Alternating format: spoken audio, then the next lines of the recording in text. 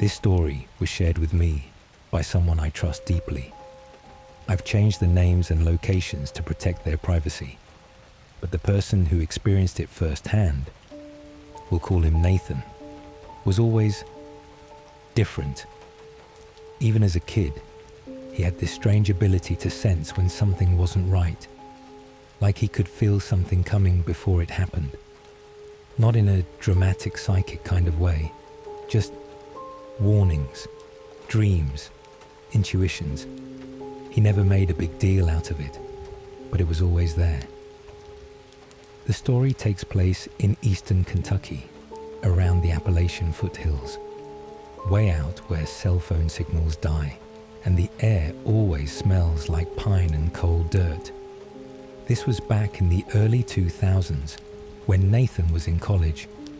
He lived in a rented house with 3 of his friends, Cameron, Josh, and Luke. They were all in the same year, shared classes, played video games all night, pulled pranks on each other. The 4th guy in the group, Eric, was a year younger. He moved into the house mid-semester after his previous roommate dropped out. He was quieter than the rest, kind of awkward at first, but he blended in quickly. Before long, they were like brothers. One weekend, right before winter break, they got a few days off from classes. Everyone was planning to go home, but Nathan's place was only about 30 miles out, in a small rural town surrounded by forests and back roads. The rest of the guys were from way farther out, Michigan, Illinois, and Pennsylvania. So when Nathan offered for all of them to just come chill at his place for the long weekend, they agreed. No parents around, he'd said. Fire pit out back, snow's coming in. It'll be great. The plan was to leave around sunset, take the bikes down through the old scenic route, a winding, isolated stretch of road that cut through the Appalachian woods. Nathan's house was in a sleepy little town called Hollow Creek, surrounded by hills, barely even on the map. They figured the ride at night would be peaceful, maybe even a little thrilling. So they packed up snacks, extra clothes, beer, a Bluetooth speaker, and by around 5:30 p.m. they rolled out. It was cold, but not bitter. Just enough for that sharp winter air to sting your face. The roads were practically empty, just them, their headlights slicing through the darkness, tires humming against the old asphalt. They rode in a loose formation, laughing, shouting over the wind, overtaking each other for fun. The kind of carefree energy that only happens in your early 20s, like you're untouchable. They had no idea how fast that energy would collapse. About 10 miles into the ride, Nathan, who was leading, suddenly slammed his brakes. The others swerved, confused, pulling up behind him. "What the hell, man?" Cameron yelled. But Nathan didn't respond. He just sat there on his bike staring ahead, unmoving, like he wasn't hearing them. The road was narrow. To the right, a steep hill leading down into thick trees. To the left, a sharp wall of rock. There were no streetlights, only the glow from their bikes cutting through the dark. "What are you looking at?" Luke asked. He followed Nathan's line of sight, but saw nothing, just the road. But Nathan saw her. There was a woman standing about 40 feet ahead, right where the glow of the headlights started to fade. She wasn't facing them. She stood perfectly still, like her feet were rooted into the pavement. Nathan couldn't make out her face, only that she was wearing some kind of tattered white dress, and her hair was long and dark, almost soaking wet, hanging forward over her shoulders. She wasn't doing anything, not waving, not calling out, just standing there. And then she moved. She started walking toward them, slow, limping. And as she got closer, Nathan's eyes widened, because suddenly the world split in two. He wasn't on his bike anymore, not really. It was like he was trapped, paralyzed, forced to watch, like a scene playing out in front of him, with no control. The woman, she reached each of his friends one by one and killed them. Brutally, not fast, not merciful.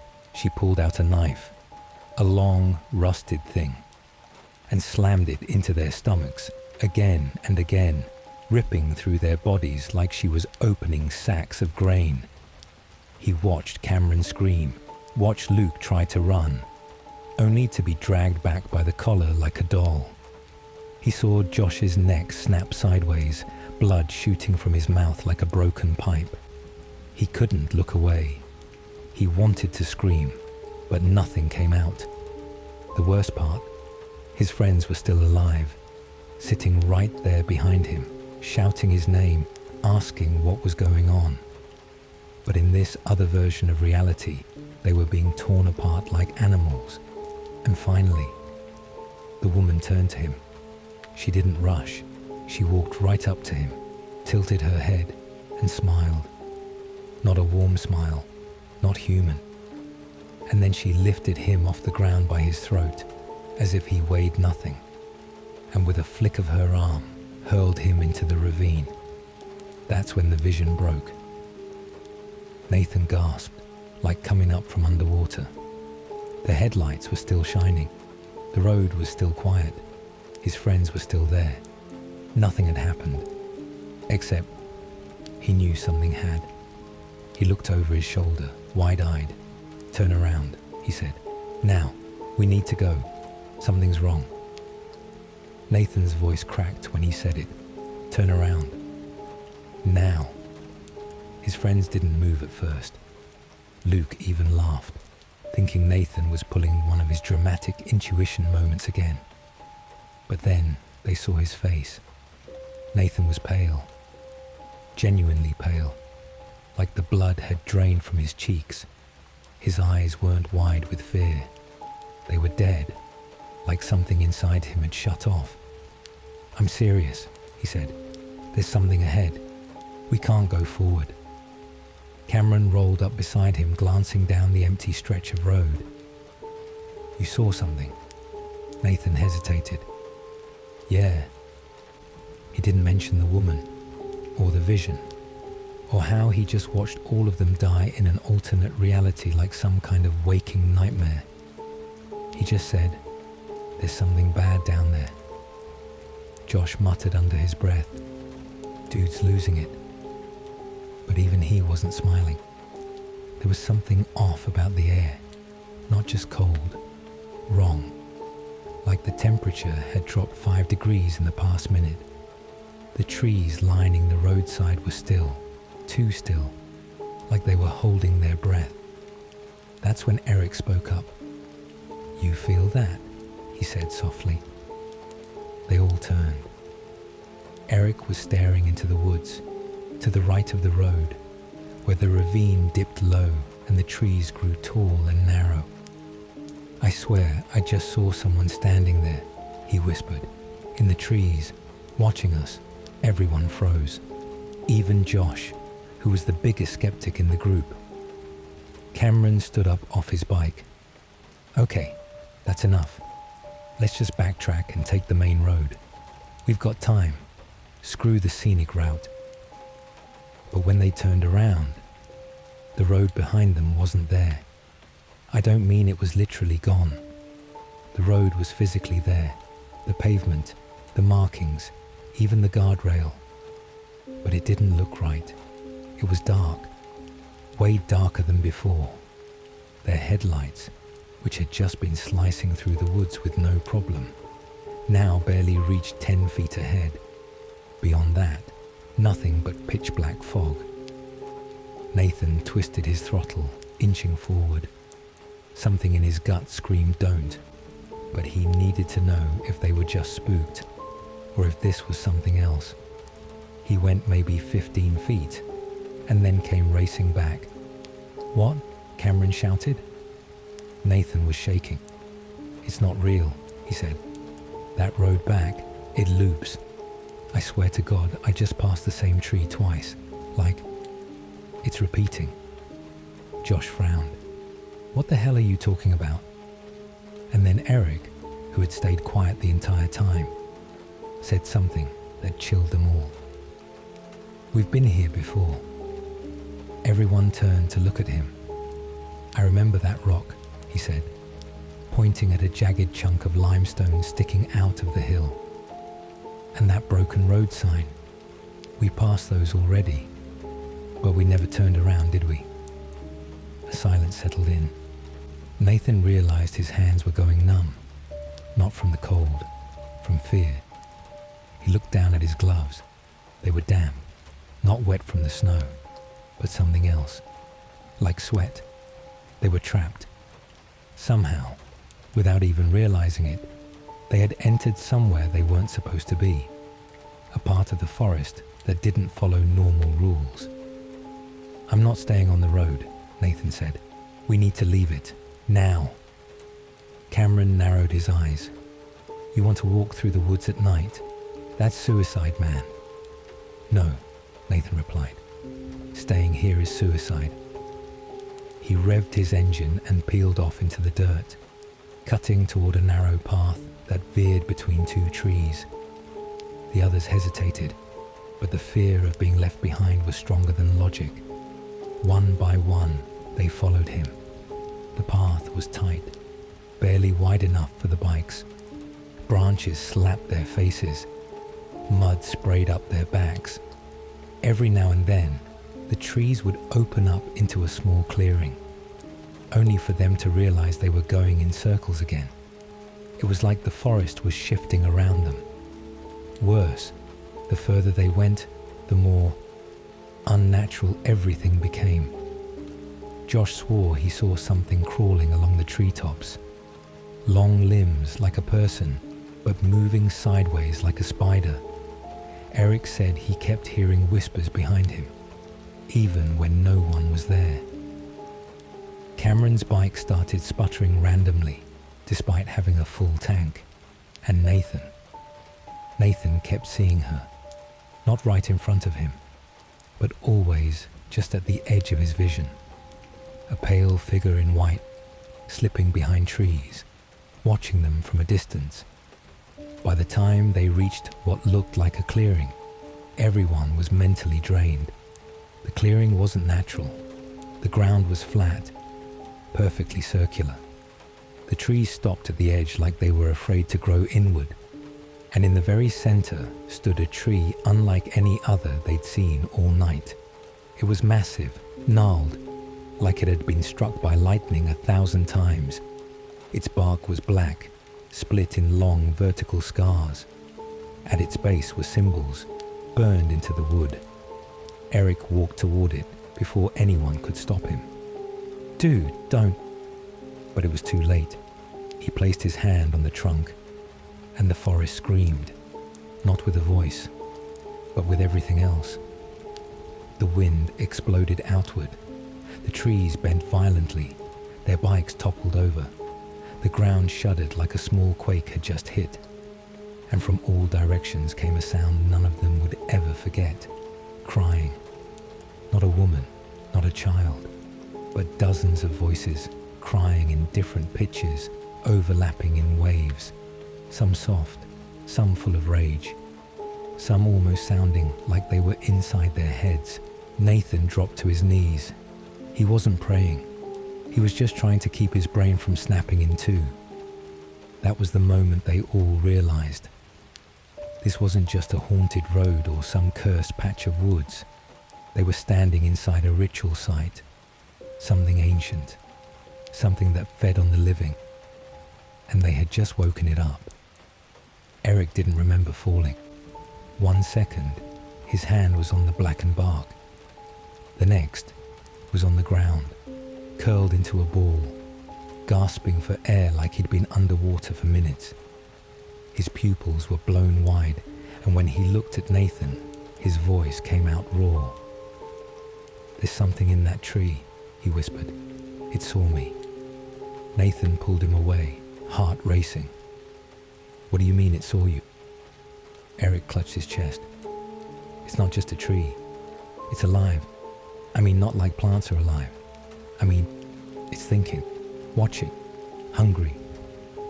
Luke stared at the trunk from where he stood. Those carvings, they look old, like way older than colonial times. Could be Native American. Josh shook his head. Nah, not like any tribal stuff I've seen. That's different. Those look like some occult. He stopped mid-sentence.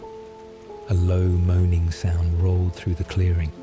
It didn't come from one direction. It came from everywhere, and it sounded like it was moving. Nathan stepped back, scanning the woods. The shadows had changed again. Deeper, heavier. The stars above were gone, hidden by a mist that hadn't been there minutes ago. Josh tried to grab his bike, but it wouldn't start. Not even a cough, just dead. Battery's gone, he said. How? It was fine 10 minutes ago. One by one, they all tried their bikes. Nothing. Then came the real terror. They weren't alone anymore. Luke was the first to say it. Guys, don't move. They looked toward where he was staring, just beyond the clearing, under the cover of the fog. Figures, shapes, human-shaped, not walking, not running, just standing between the trees, unmoving, silent, dozens of them. You seeing this? Josh whispered. Nathan swallowed hard. Yeah. They looked like people, but they weren't. Their proportions were wrong. Some too tall, some too skinny. One of them looked like its arms hung below the knees, limp and lifeless. Their faces were blank. Not from distance, but because they had no faces. Suddenly, snap, a twig behind them. They all turned and saw a woman standing there, pale, wearing a long, tattered white dress soaked in mud and something darker. Hair falling over her face like a curtain. Feet bare, blackened from walking in the cold. She was no more than 10 feet away. Nathan stepped back. Don't move, he whispered. But Eric, eyes still dilated from his earlier contact with the tree, just muttered. She was inside it. What? She was inside the tree, screaming. The woman tilted her head at an unnatural angle, like her neck had no bones. Then she opened her mouth, but no sound came out. Instead, the air around them changed. Suddenly, it wasn't fog anymore. It was smoke, thick, choking, bitter-smelling smoke like burning hair and pine mixed together. The figures at the edge of the clearing began moving, not stepping, but gliding slowly inward. Cameron shouted, "Move! Get behind the tree." They all rushed toward the ritual tree, even though every fiber of Nathan's body screamed not to go near it again. But they had no choice. The figures were closing in. Dozens of them, silent, featureless, relentless. As they pressed their backs to the trunk, Nathan felt something shift inside the bark, like the tree was alive and awake. Luke dropped to the ground, clutching his head. "Make it stop," he cried. "They're in my head." Eric was muttering some kind of phrase over and over. "Can't wake up, can't wake up, can't wake up." Josh punched at the air. "They're not real, they're not real." But they were. The woman reached the edge of the clearing. She raised one hand, and the smoke spiraled upward into the sky, revealing for a brief second what lay above them. Nathan looked up, and his stomach dropped. There was no sky. Above them was a giant pulsating eye, buried deep in the mist. It blinked once, and in that instant, Nathan saw a vision so horrifying it nearly split his mind in half. A pit full of bodies, chained, buried face down, still alive, and something feeding on them. Something that wore a human shape, but wasn't human at all. When he snapped back, he realized he'd collapsed. His nose was bleeding. Cameron was shaking him. "Get up, get up." The woman stepped forward again, but now her face was visible. It was Nathan's face, twisted, hollow, dead-eyed, like a mirror of what he might become. "I don't want to die here," he whispered. Josh looked him in the eyes. "We're not dying here. We came in. That means there's a way out." But even he didn't sound convinced. Behind them, the tree groaned, and a crevice split open in its trunk, revealing a staircase leading down, stone steps covered in moss, and darkness beyond darkness. Luke stood up. "Number no. Not going in there. No way." Cameron's hands were shaking. "What if that's the only way out?" Josh shook his head. "That's not an exit. That's a grave." Nathan turned back toward the woods. The faceless figures had stopped moving, waiting, watching, like they were giving them a choice. Smoke curled around their feet again. "You want to wait here and let them take us?" Nathan said. "Or do we go into the thing that might at least give us a chance?" Silence. Then Cameron said it. "We go down." The stone steps beneath the tree weren't made by nature. They were too symmetrical. Perfect, like something carved by hand or by claws. As the five of them stepped into the tree's hollow and down into the passage, the groaning bark above sealed behind them with a heavy, wet thud, leaving them in absolute darkness.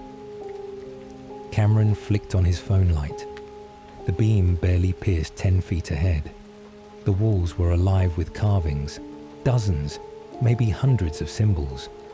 Some looked familiar, like twisted versions of runes or alchemical marks. Others were impossible to process, shapes that seemed to change every time you looked. Josh whispered, "What the hell is this place?" No one answered, because there was something else. A hum, deep, low frequency, almost like chanting. But it wasn't coming from ahead or behind. It was coming from inside their heads. They kept walking. The stairs spiraled down endlessly. Time blurred. Minutes felt like hours. Then the staircase opened into a chamber. It was vast, far larger than should have been possible underground. The ceiling disappeared into blackness, but their lights caught glimpses of what lined the walls. Faces, stone faces, hundreds, maybe thousands, all with their mouths open in silent screams. In the center of the chamber was a circle of ash, and in the middle of that, a large, flat stone slab, about the size of a bed. Chains hung from above, suspended in the air, but attached to nothing. Eric stepped closer. "This is a ritual room." Luke shook his head. "No, this is a sacrifice room." Nathan felt his gut tighten. This is where it happened. Whatever that tree was, this is its heart. The moment the last of them stepped into the circle, the humming stopped. Total silence. Then the lights died. All at once. Phones, flashlights, watches, everything. They were blind. Someone screamed. Someone else ran. In the pitch dark, chaos exploded. Bodies slammed into each other. Someone tripped. Nathan shouted, "Don't move." Everyone just stay. A wet crunch. Then a scream that didn't sound human. Nathan fumbled in the dark, groping for the sound. Who was that? Josh? Cameron? No response. His hand brushed something warm, sticky. Then a match flared to life. It was Luke. Pale, wide-eyed, holding a single matchstick between shaking fingers. There were three now. Josh was gone. Eric was standing, staring blankly into the dark. And Cameron. Cameron was lying on the ground, his leg twisted in the wrong direction, eyes wide open but unblinking. "What happened?" Nathan gasped. Eric turned slowly. He walked into it. I tried to stop him. He heard something, a voice. Luke's match was burning fast. The shadows crept in again. That's when they heard it. A voice from deeper in the chamber, childlike. "Why did you come here?" Nathan froze. "Who's there?" The voice giggled. Then another joined it. Then another. Soon the chamber echoed with the laughter of children, but none of it was right. It was warped, delayed, like old tape. Then came the footsteps, not heavy, soft, barefoot, moving all around them. Luke lit another match, and they saw them, children, or things wearing the shape of children, dozens, lining the edges of the chamber, heads twitching, limbs bent backwards, eyes too large, and mouths sewn shut with thin black thread. One of them stepped forward, raised a hand, pointed straight at Nathan. Eric whispered, "We're not supposed to be here. We weren't invited." The air shifted. The ash circle around the slab ignited, forming a ring of flame, and from beneath the slab something rose. It didn't have a shape. Not really. More like a shadow-given mass. It towered above them, twisting with smoke and bones and long black tendrils that flickered like fire. It spoke without speaking. "You woke me." Eric dropped to his knees. "We didn't mean to. We thought it was just an old sight." The shadow moved closer. "Now one of you must stay." Nathan stepped back. "Number, we're leaving." It laughed like it had heard that line 1,000 times. The stairs no longer go up, only down. Luke checked the path behind them and gasped. The staircase was gone. Where it once stood was now a smooth wall of solid stone. Trapped, the shadow began circling them. Eric's body started to shake. "It's choosing." And then the lights came back, all at once. Their flashlights flickered on. Phones buzzed. Watches beeped. And they were alone. No children, no fire, no shadow, just the chamber. Cameron's body was still there, limp and cold. But the wall where the stairs had been, now had a door carved into it. Wooden, ancient, cracked, and slightly open. Nathan looked at Eric and Luke. "Do we go through?" Luke nodded. "We're not staying here." They opened the door. On the other side was not the forest, not the night. It was a long hallway, walls pulsing like muscle. A heartbeat throbbed in the air, and the door slammed shut behind them. They were inside it now, whatever it was. The door behind them vanished, not closed, not locked, just gone, as if it had never existed. The hallway ahead stretched endlessly, the walls breathing like lungs. A slow inhale, a slow exhale. The floor beneath their feet pulsed, faintly warm, software like flesh. Luke whispered, "This place isn't dead." Nathan didn't respond. Neither did Eric. They kept walking. The lights from their phones began to flicker again, not failing, stuttering, as if something was interfering. But every time the light blinked off, even for a second, the hallway changed. First, it was the texture. The pulsing walls turned from red to black, then back to red again. Then the shapes. Once, when the lights returned, the hallway was upside down. Another time, they weren't alone. Dozens of figures lined the walls. People, or once people, trapped inside the living tissue. Their faces pressed just beneath the surface, their mouths open in eternal screams. Some of them were still moving. Eric began whispering something, over and over, a prayer, a chant. It wasn't in English. It wasn't in any language Nathan recognized. "Eric," Nathan nudged him. "You okay?" Eric turned slowly. His eyes were completely black. And then they blinked. And Eric was back to normal, as if nothing had happened. He didn't remember the chant, didn't even remember walking. Nathan realized something. Time here didn't work. Neither did memory. They had to keep moving. Stopping meant being absorbed. That's when the hallway split, left and right. Two paths, no markings, no way to know.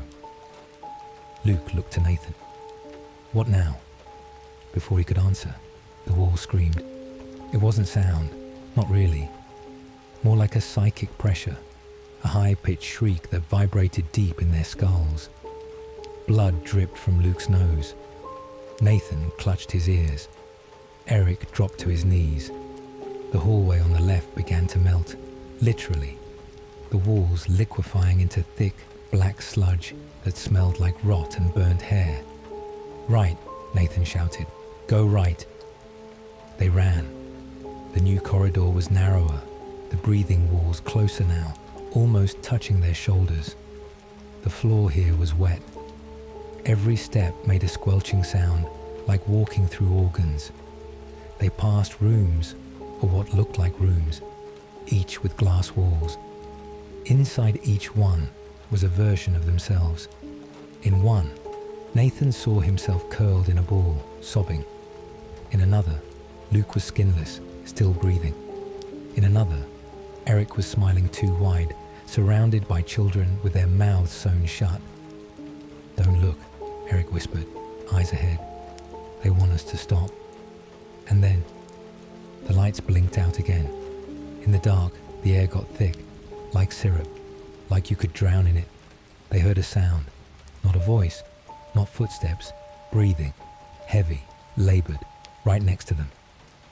Nathan grabbed Luke's hand. "Don't stop. Whatever happens, we don't stop."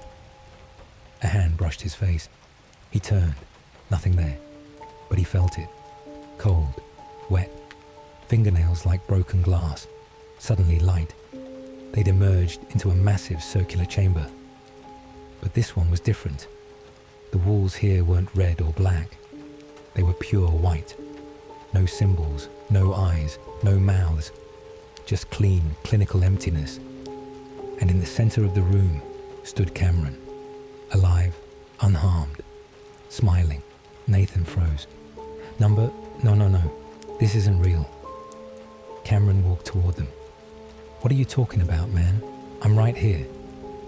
Eric backed away. "We saw you die." Cameron chuckled. "You thought I died, but I didn't. I woke up. I saw the truth. And now I see everything." Nathan's voice trembled. "What truth?" Cameron's eyes turned black. His smile split wider than humanly possible, and his skin peeled away like paper, revealing nothing beneath. Just darkness. Infinite, screaming darkness. From that darkness a voice emerged, the same childlike one from earlier. "You don't belong here," Eric screamed. Luke fell to the floor, convulsing. The chamber pulsed with power. The white walls cracked, revealing thousands of watching eyes behind them. Nathan fell to his knees. He whispered to himself, "Wake up, wake up, wake." And then, silence. A door opened behind them. A real wooden normal door, like one you'd find in a cabin. Nathan turned. Light spilled through. Sunlight, birds, leaves rustling. Home. Luke was sobbing. "Is this it? Are we back?" They stepped through, one by one, into the light, and found themselves standing in front of the tree, the ritual tree, back where it all began. Cameron's body was still there. Josh's backpack lay beside it. The van was parked just where they left it. The sun was shining. The birds were singing. It was morning, but something was wrong. The tree was gone. In its place, just a patch of dirt. No roots, no bark, no evidence it had ever existed. Eric whispered, Did any of it happen?" Nathan didn't answer, because in his pocket was a matchbook, old, faded, smelling of ash, with the words, "One must stay." We didn't speak much after that night. No one really knew what to say. How do you explain something like that? That your friend just vanished, possibly died, and somehow left no trace? That 5 people witnessed impossible things and somehow made it back alive, while one didn't? The next morning, no police showed up. No neighbors knocked on our door. There was no body on the road where we saw Alex get hit. There was no blood, no tire marks, nothing. The entire street looked like nothing had happened. The only thing left behind was the memory burned into our heads. Still, we were terrified that someone would show up, that we'd have to explain how our friend went missing on a night we were all supposed to be just hanging out. We each called in to our families with different stories. Matt said Alex left early. Ryan told his sister we went camping. I lied to my mom and said we stayed in and watched a movie. No one believed their own words. We just needed time to think, to process. That night, we stayed in the apartment, the four of us, barely speaking. No music, no jokes, just silence and glances exchanged across the room. I couldn't sleep. I don't think any of us could. And then something strange happened again. At around 2:30 in the morning, as I was lying awake on the couch, I heard the front door rattle. Not like someone knocking. It was the handle, turning, shaking softly, like someone trying to open it without making noise. I sat up. No one else had moved yet. The noise stopped. For a second, I thought maybe I imagined it, but just as I leaned forward to listen closer, the handle turned again, slowly this time, then let go. Now Matt was awake too. He looked at me. Neither of us said a word. Ryan got up from his mattress on the floor. I nodded toward the door, and he stepped quietly to the peephole. "What the hell?" he whispered. He motioned for us to come look. One by one, we looked through. There was no one there. But across the hallway, on the wall, something had been drawn. It was a large symbol, crudely smeared in some dark, oily substance, almost like a spiral made of claw-like scratches, but not quite. I couldn't describe it even if I tried, but I knew somehow that it wasn't random. It hadn't been there earlier that day, and we all knew no one in our building would ever draw something like that. We didn't open the door. We just stared through the peephole in shifts, trying to make sense of it. Eventually, Ryan took a photo through the peephole with his phone. When we looked at the image, we noticed something else. In the very corner of the hallway, behind the staircase, barely visible in the shadows, a face, white, still, watching. I don't know how none of us saw it with our own eyes. Maybe it wasn't visible until the photo was taken. Maybe it was never there at all. But after that, we pushed the couch against the front door and stayed awake until dawn. When morning came, we opened the door, carefully. The symbol was gone. The hallway wall was clean, like it had been painted over. But we never heard anyone outside. We never heard footsteps, nothing. We looked through Ryan's phone again. The photo was still there. The symbol, the face, everything. We tried to show it to someone later, but the file wouldn't open. Corrupted, the phone said. All we had now were our memories, and they were eating at us. Later that day, I tried to call Alex's number, straight to voicemail. Then I got brave, or stupid, and decided to text him. Please, just tell me if you're okay. Anything, even a single word. No response. About 10 minutes later, I got a reply. But it wasn't a word. It wasn't even in English. It was the same spiral symbol we saw on the hallway wall, drawn crudely with lines and dots using keyboard characters, sent from his number. We stared at it in silence. That's when we realized we were still inside this, whatever it was, and it wasn't over. We didn't sleep for the next 3 nights, not because we couldn't, but because we didn't dare. We took turns staying up, watching the door, the windows, checking the hallway every hour. I had this creeping sense that if we let our guard down even for a moment, we'd vanish like Alex, just disappear, erased. Matt started breaking down first. He wasn't built for this kind of fear. On the second night, he had a panic attack so bad we had to splash cold water on his face and hold his shoulders down until he stopped screaming. He kept saying the same thing over and over. I saw him. I saw Alex in my sleep, but it wasn't him. We didn't press him for details. By the fourth day, we agreed to leave the city, just for a while. Ryan's uncle had a lake house upstate, old, dusty, barely used, but isolated. No neighbors, no cell service, and nothing around for miles except trees and water. We figured maybe if we got far enough away, whatever was happening would let go of us. We packed light. I still remember the way we left, like we were escaping a crime scene. Fast, quiet, and constantly looking over our shoulders. The drive took nearly 6 hours. It was late evening when we arrived, the sky burning orange behind the trees, casting long shadows across the lake. It should have felt peaceful, a safe place to recover, but instead, it felt wrong, not dangerous, just off, like the world around us was pretending to be normal. The cabin was covered in dust, cobwebs on the windows.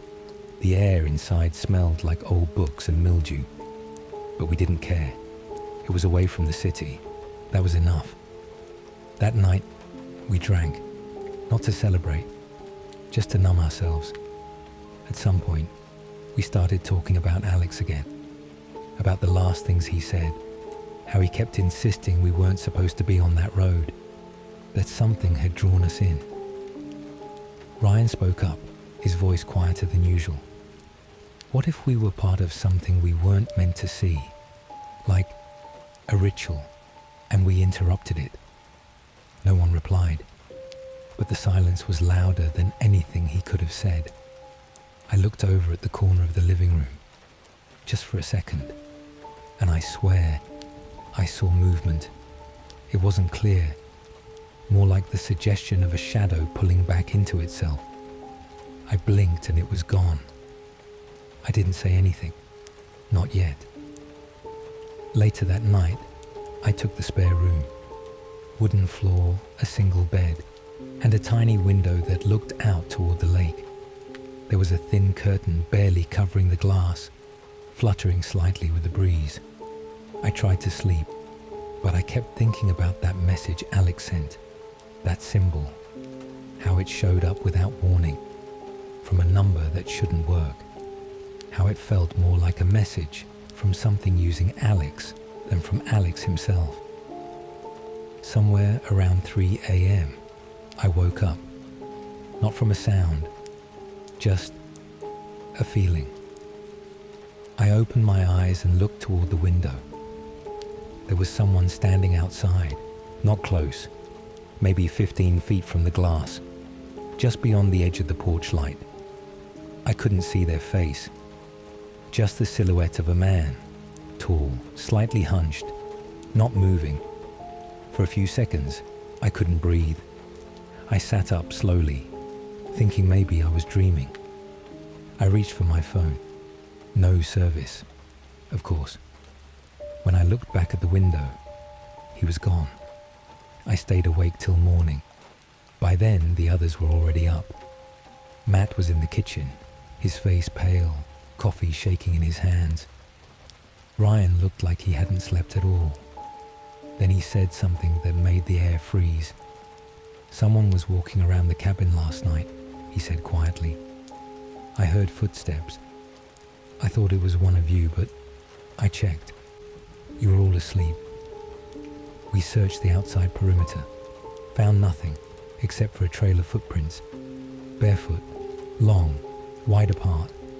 They circled the cabin once, then led straight down toward the dock, and just stopped.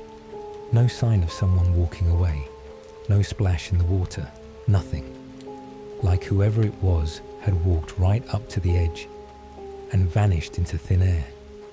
That was the moment I realized leaving the city hadn't helped. Whatever this thing was, it wasn't tied to a place. It was tied to us, and we had brought it with us. We left the lake house before sunrise. No breakfast, no packing. Just grabbed what we could and got into the car. None of us said it, but we all knew the same thing. We had made a mistake coming here. Distance didn't matter. This wasn't following us. It was inside now. I sat in the back seat, staring out the window, and for the first time, I felt something I couldn't explain. Not fear, not anxiety. Something heavier, like a quiet dread thick in my chest, as if my own body was trying to warn me. A storm rolled in as we drove. The sky turned grey, then black. Rain started coming down hard, hitting the windshield like gravel. Wipers barely helped. Visibility dropped to nothing. Ryan slowed down, muttering that we should pull over. But then Matt screamed. Not yelled, screamed, raw and broken like a dying animal. Ryan hit the brakes and we skidded to the side of the road, tires sliding in the mud. Matt was clutching his face, rocking back and forth in the passenger seat. "It's in the mirror," he kept saying. "It's in the F-King mirror." I leaned forward, tried to look, but the mirror was fogged, soaked with condensation. Ryan tried to wipe it with his sleeve, but by the time it cleared, there was nothing there. Matt wouldn't stop crying, like something had shattered in him completely. He kept whispering, "It was Alex," but not Alex. His mouth, it was wrong, too wide, like it wasn't meant to smile. We sat there paralyzed, engine idling, rain pouring around us like a curtain. I didn't want to look out the windows anymore. I didn't want to know what might be standing just outside. Eventually, we convinced Matt to keep moving. We didn't care where we ended up, as long as we weren't there. By afternoon, we reached a small town. Quiet, one gas station, a couple stores, a diner. It felt dead, not abandoned, just like everything was holding its breath. We found a cheap motel and checked in. 2 rooms, foul-smelling sheets, peeling wallpaper, but we didn't complain. We just locked the doors and pushed furniture in front of them. Ryan fell asleep almost immediately. He hadn't rested in days. Matt took a hot shower and passed out on the bed with his clothes still damp. I stayed awake, sat near the window, watching the rain. I kept the lights off and the curtain slightly open. Somewhere around 2 a.m., I saw headlights pull into the motel parking lot. A large truck, all black, no logos, the kind used by utility workers or backwoods hunters. It sat there with the engine running. No one got out. I waited. 5 minutes. 10. The headlights stayed on, beaming straight toward our window. And then the driver's door opened. But I couldn't see a person step out, just a shape. Like the silhouette was missing. Something. Wrongly proportioned. It moved behind the truck and disappeared. Seconds later, the power in the room went out. Total darkness. I jumped back from the window, heart pounding. Tried to wake the others. Matt stirred, groggy, then suddenly sat up straight. Said he felt like something had brushed his leg under the covers. Ryan was harder to wake, almost like he was drugged. Eyes open, but unfocused. We grabbed flashlights and opened the door. The hallway lights were out too. The whole motel was dark and silent. We tiptoed down the corridor toward the manager's office, hoping someone was still awake. But the office was empty. Desk phone dangling off the hook. A half-finished cup of coffee still steaming. We weren't alone, and we knew it. As we turned to leave, we heard something behind us. Slow, dragging footsteps, followed by a faint, wet breathing sound. Not like someone was out of breath, more like someone, or something, didn't have lungs, but was still trying to breathe anyway. We ran, back back to our room, slammed the door. When I turned around, Ryan wasn't there. He had been right behind me. I saw him, but he never made it back in. Matt and I stared at each other, too terrified to speak. We waited until sunrise. Ryan never came back, and when we told the police in town, they acted like we were speaking another language, like Ryan never existed. The motel owner said we checked in as a pair, that the third man never existed, that there was no truck, and that the motel never lost power. They showed us the security footage. It cut out during the time we saw the truck, and the last frame before it blacked out. Me, at the window, with something standing behind me, not in the room, inside the reflection. After that day, nothing made sense anymore. Matt and I left the motel the next morning. We didn't speak to each other during the entire drive. It wasn't just what had happened, it was the way the world itself seemed. Off, warped at the edges, like we were stuck in someone else's dream. We drove for hours in silence, eventually ended up in a city, bustling, alive, completely detached from what we'd just experienced. It was jarring, like we had fallen out of something ancient and back into a place that didn't care. We tried filing another missing person report in the city, gave them everything, Ryan's ID, photos, texts. They couldn't find a single record of him.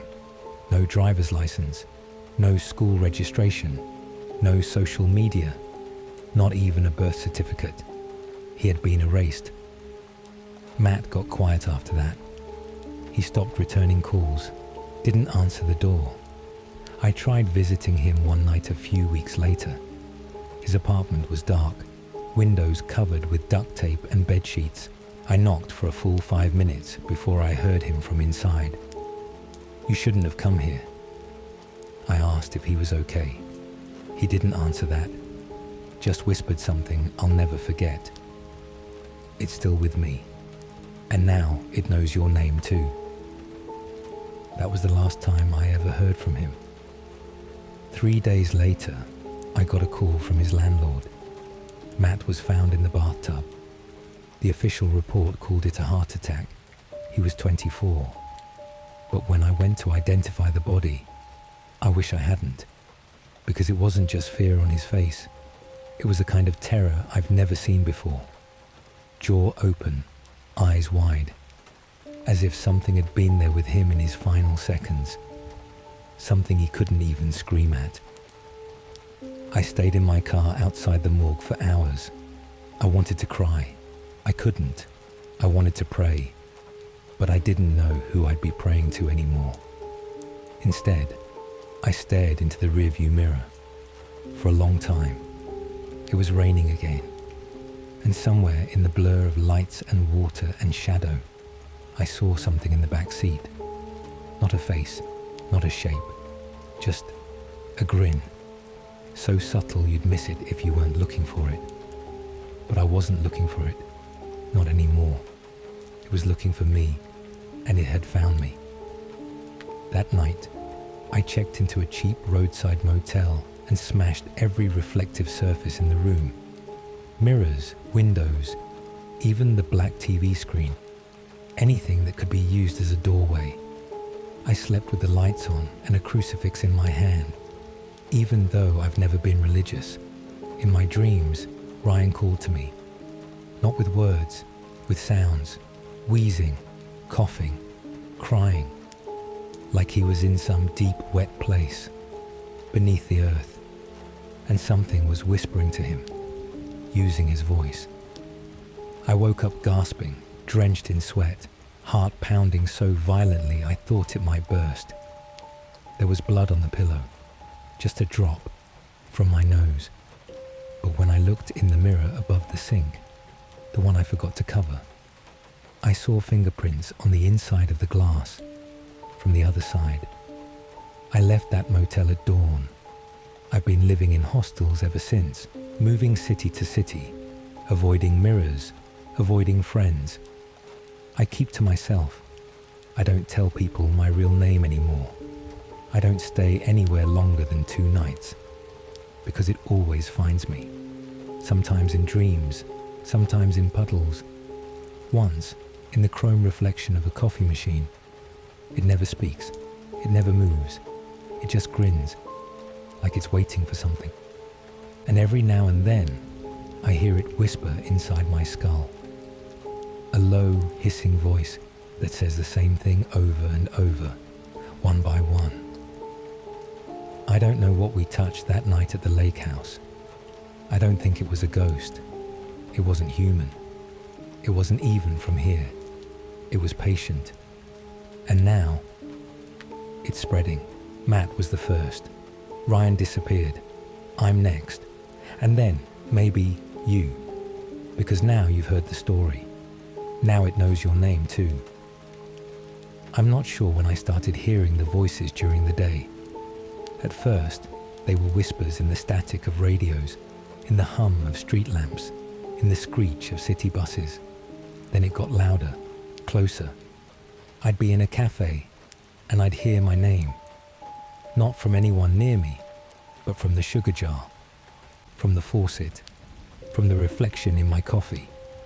Every time I'd turn to look, I'd catch the faintest trace of that grin, fading, watching, waiting. I stopped talking to people entirely after I walked past a mirror in a bar bathroom and saw Matt standing behind me. He looked alive, healthy, like he'd never died, but his eyes were pitch black, not void, not empty, just wrong. He didn't move, he didn't breathe, he just stared until I blinked, and he was gone. That night, I couldn't sleep. I kept the lights on. No mirrors, no phones, no screens, just a blank room, a Bible I didn't open, and a constant rising sense of dread. Around 2:13 a.m., I felt a shift in the air. The pressure dropped, like something massive had entered the room. I froze in bed, too afraid to move. And then I heard footsteps, wet ones, not outside the door, inside. The room was still, but the air was thick, heavy, like I was underwater. My breath fogged. I looked slowly toward the corner of the room, the one part I hadn't checked. There was someone standing there, not moving, facing the wall. I couldn't see their face, couldn't even tell if they were breathing, just standing in total stillness. I whispered, "Who are you?" And it whispered back, "I'm the last thing you'll ever know." I blacked out. I don't remember what happened next. I woke up 2 towns over, sitting at a diner booth at sunrise. The waitress said I'd been there since 3 a.m., just sitting, staring at the door, not saying a word. I checked my phone. No photos, no call logs. But my last open app was the camera. When I opened it, it was on selfie mode. I was alone in the frame. But behind me, just barely visible, was a grin. A wide, glassy, too perfect grin, floating in darkness. That's when I stopped running. Not because I wasn't scared anymore, but because I realized something terrifying. This thing doesn't want to kill me. It wants me to carry it, like an infection, like a seed. I was the first. Matt saw it next. Then Ryan disappeared. Now it's inside me. And maybe it's already inside you too. You've heard the story now. You've pictured it in your mind. You've imagined that hallway, that motel room, that face in the glass. You're reading this in your voice. But maybe it's not your voice anymore. Maybe, just maybe, it's already started. So tonight, when you go to bed, don't look in the mirror. Don't check the window. And for the love of God, if someone you know knocks at 2:13 a.m., smiling, do not answer. That's it for tonight. I upload new scary stories every single night, always with soft rain in the background and no jump scares. So if you're someone who likes falling asleep to horror, consider subscribing. And if you're already part of this little community, thank you for being here. Sleep well.